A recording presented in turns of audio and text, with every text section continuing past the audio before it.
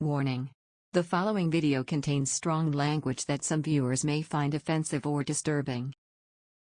What the fastest way you've seen someone ruin their life? High school acquaintances were partying underage and some other kids with drama were buzzing the party in some stupid loud car. Drunk guy thinks the best way to handle this is to throw a huge paving stone at the car on one of its passes.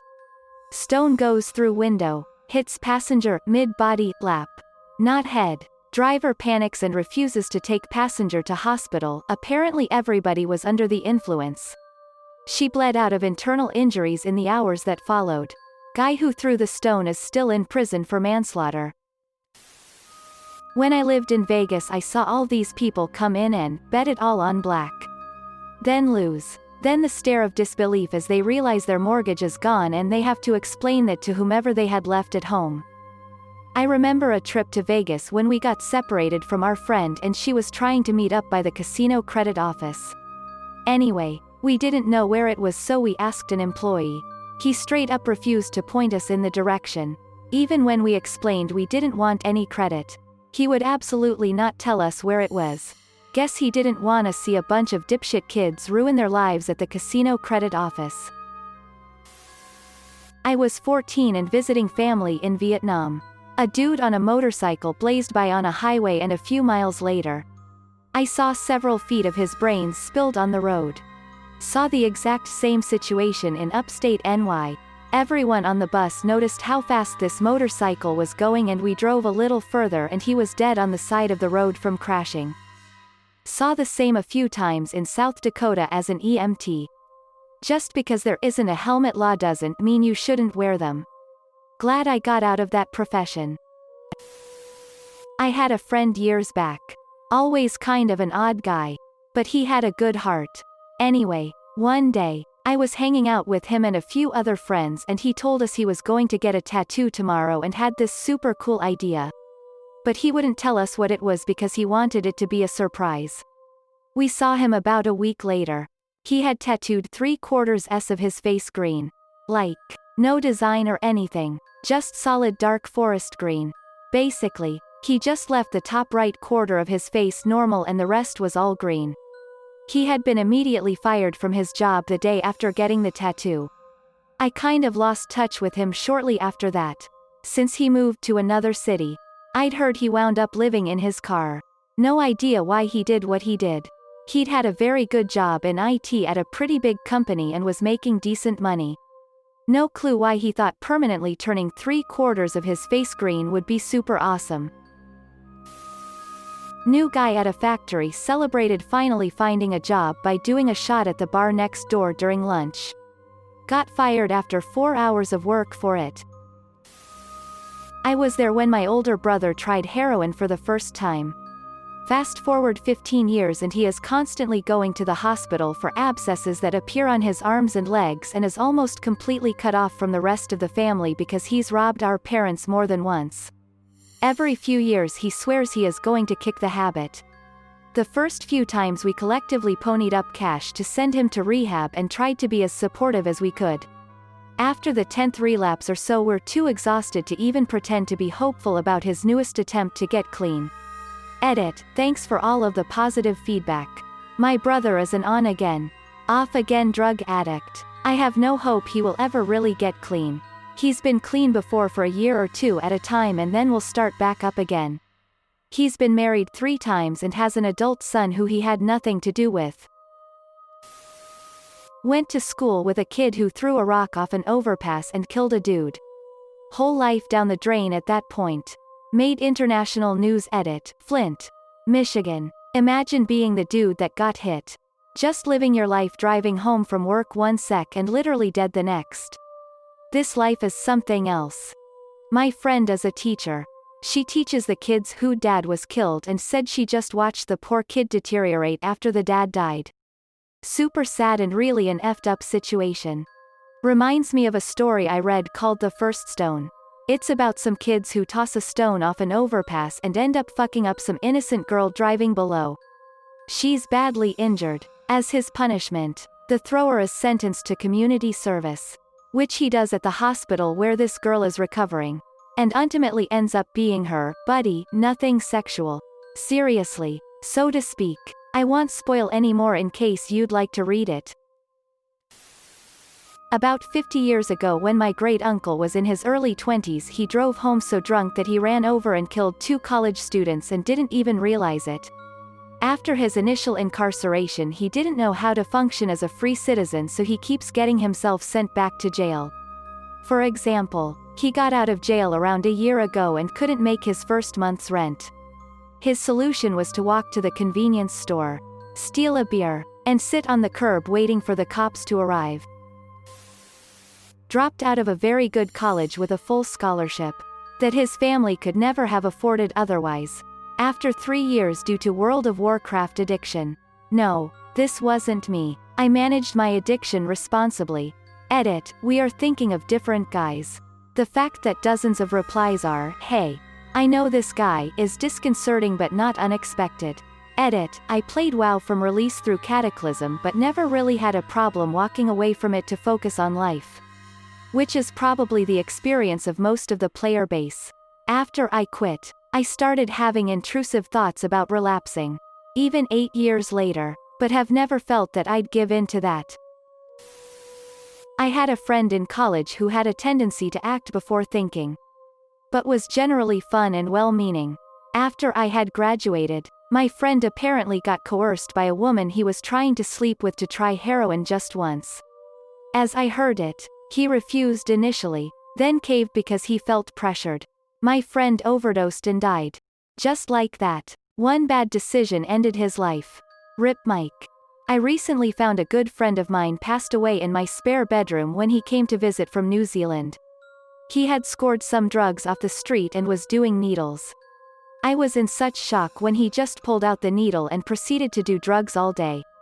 Later in the evening I was sitting on my couch and he said he was cold, so I turned on the heater and closed the door as he was laying in bed. I woke up early the next morning to check on him and he was gone. This whole year has been one hell of a ride. I'm my own perfect example for this. Started abusing meth and hanging with all the wrong people. Within 3 months I wrecked my car. Lost my home. My relationship went up in flames and I caught some misdemeanors and felonies when I had only ever had speeding tickets before then. Now I'm on probation for the next several years or until I can pay off the thousands I owe the court. Stuck living with my parents at 34. Single, jobless, and struggling massively with anxiety and depression. Yay bad choices. Yay consequences. Living with your parents to get through a bad spot in your life is never a reason to feel bad about yourself. I didn't do drugs and have been through it for a variety of other reasons. It's hard to feel it now, but I hope you eventually see it as a positive. Not everyone has someone to help them in those low spots. I hope things get better. My stupid ex-girlfriend. In an effort to pay back a loan shark, maced the opening manager of a Blockbuster and stole the bank deposit bags. Then, she went and picked up her niece and nephews, all under age 8, and causally drove around with them. She got felony stopped on a major roadway. Her photo was on the top stories at 10, led into that evening's NAWA. This happened during the NBA Finals that year. I think it was during Game 6 or 7. So huge viewing audience. Oh, she was daily recognized and apprehended because her best friend was store manager of that Blockbuster and she was there all the time. And she had dripped off an application the day before. She spent the next 3 years in a women's prison. A former acquaintance was playing around with a homemade crossbow that I'd helped him with. I was massively into archery and fletching, and he seemed serious about it. I typically made him leave it with me because deadly weapon. I have an explanation. He kinda didn't. Anyway, to convince his parents to let him join an archery club, he wanted to show off the crossbow we made. I thought it was a decent plan, so let him take it without any ammo. Turns out he was gaming me to get more playtime with his favorite toy. Had gotten hold of some bolts, and was fucking around shooting his shed a fair bit. He somehow ended up firing a bolt that missed the shed completely, passed between the slats on his fence, and hit his neighbor's daughter in the spine. She hasn't walked since. He got fucked up real bad by her unstable older brother.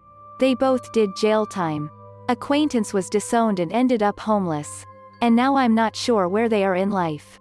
Edit, I've had a few people comment that even a stable person would want to fuck up someone for something like this. Truth told, I half agree. I still feel like it's important information to the situation.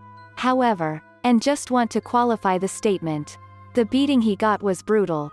Involved a crowbar, and left him with a broken femur. The difference between wanting to do something like that and actually acting on it is important. Also, we were 18 at the time. The girl was 12, her brother 21. For all those asking. Friend head dived off a fraternity balcony while drunk into a parking lot. He now has one half a brain and is wheelchair bound. Similar thing happened to a guy from my school. Dived off a pier at his bucks party. Hit his head and paralyzed.